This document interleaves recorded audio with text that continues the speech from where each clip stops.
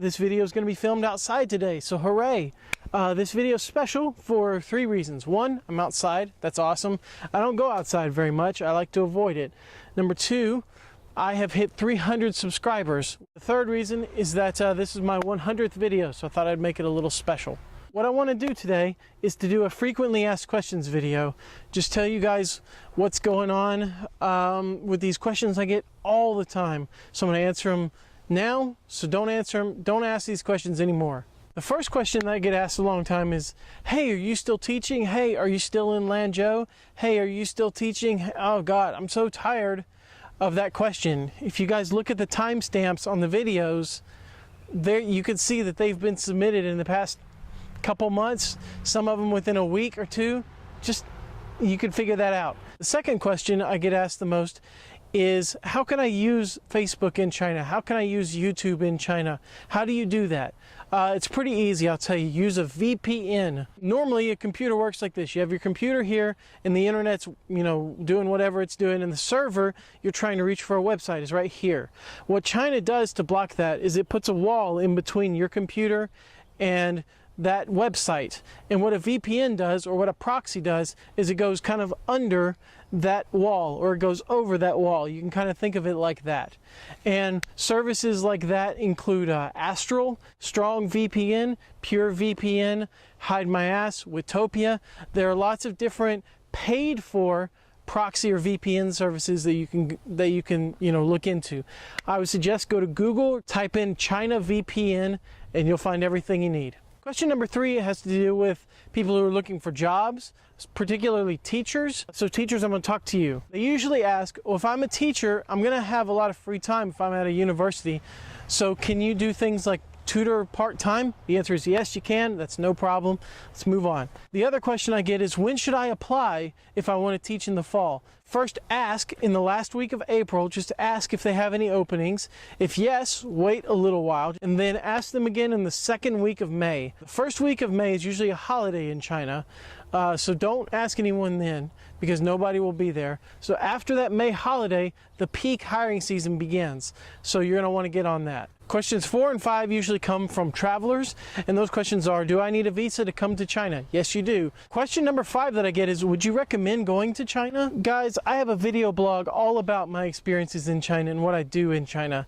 So obviously, I like China. This is what I do. So yes, I would recommend going to China.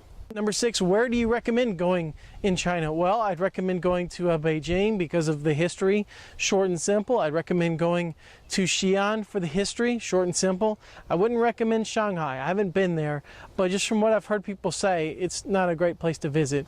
I would also recommend Kunming. That place is really great.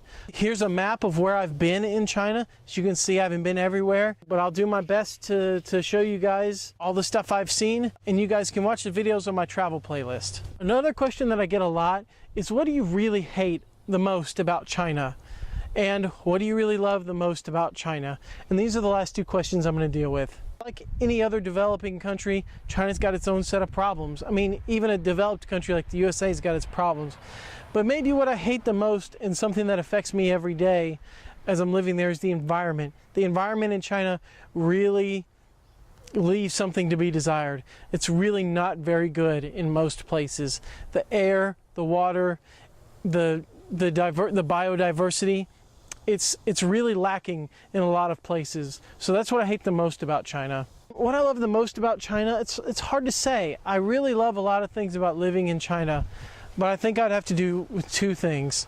One would just be the deep cultural history and such a rich tradition that runs within the Chinese, the Chinese culture. It's just amazing, the things that people tell you about what happened in ancient times, or traditions, how old certain traditions are, superstitions, and where they come from, all the different chongyu that exist within China and the Chinese language. That's so interesting, and it's completely unlike anything I've seen here. And the other thing that I just love about China is the people, the friends that I meet, the acquaintances I meet. People the thing about China is there's people everywhere. There's so many people to meet in China, and it's great. There are some days where I just don't want to do anything. I don't want to meet anybody, but Chinese people are so friendly, and they will help you with whatever you need, and they'll be by your side. It's just so great. I love Chinese people, man. They're awesome. That's probably what I love most about China. Those two things: the cultural history and tradition, and the people. I just love it. Well, guys, I guess that's it. That's going to be it for this frequently asked questions video.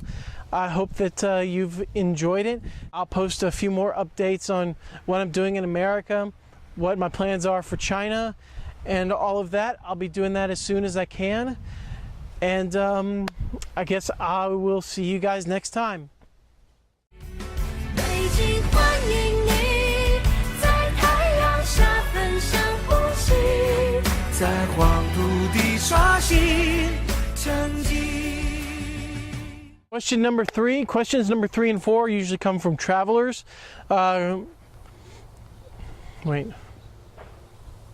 Questions 4 and 5 usually come from travelers.